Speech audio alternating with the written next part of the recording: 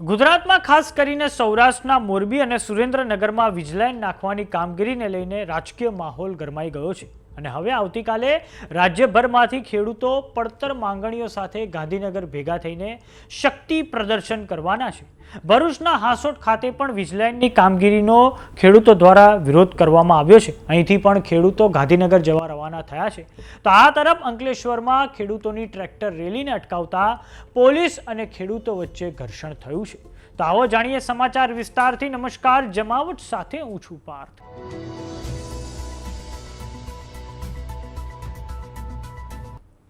આવતીકાલે રાજ્યભરમાંથી ખેડૂતો પાટનગર ગાંધીનગર ભેગા થવાના છે, કેમ કે મોરબી હોય કે પછી સુરેન્દ્રનગર હોય કે પછી ભરૂચ હોય, ખેડૂતોમાં વીજ લાઇનની કામગીરીને લઈને ભારે આક્રોશ છે।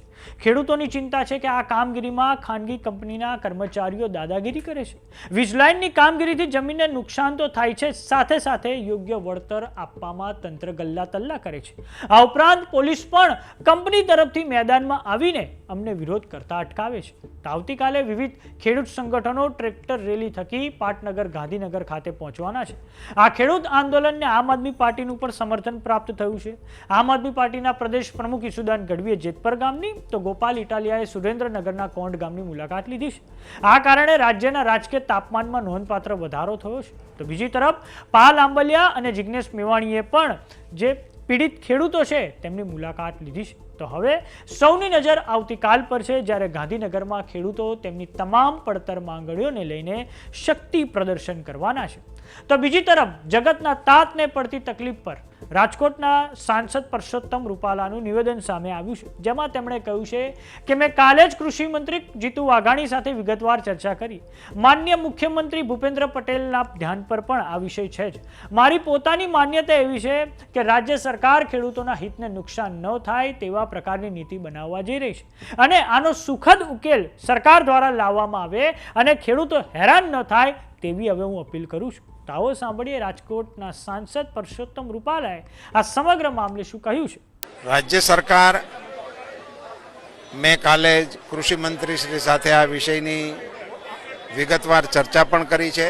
માનનીય મુખ્યમંત્રીશ્રીના ધ્યાન ઉપર પણ આ વિષય છે જ।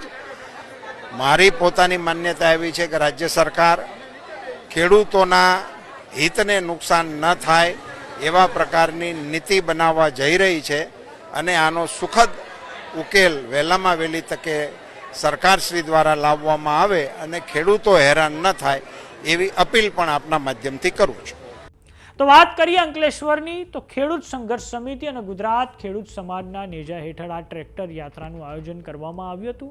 ઓલપાડથી નીકળેલો ખેડૂતોના વિશાળ કાફલો જ્યારે અંકલેશ્વર હાઈવે નજીક પહોંચ્યો ત્યારે કાયદો વ્યવસ્થાની સ્થિતિ જાળવવાના નામે પોલીસે આ રેલીને આગળ વધતી રોકી દીધી હોવાના આક્ષેપો હવે થઈ રહ્યા છે। અંકલેશ્વર પોલીસે ખેડૂત સંઘર્ષ સમિતિના મુખ્ય હોદ્દેદારો અને ખેડૂત સમાજના આગેવાનોને ડિટેન કરીને પોલીસ સ્ટેશન લઈ ગઈ છે। પોલીસની આ કાર્યવાહીને પગલે ખેડૂતોમાં ભારે રોષ પણ જોવા મળી રહ્યો છે। તો સમાચારોમાં અત્યારે બસ આટલું। જોતા રહો જમાવટ। જો તમામને યુટ્યુબ પર જોઈ રહ્યા તો સબસ્ક્રાઇબ કરો, જો તમામને ફેસબુક પર જોઈ રહ્યા તો ફોલો કરો, વોટ્સએપ ચેનલને જોઈન કરવાનું ન ભૂલતા। નમસ્કાર।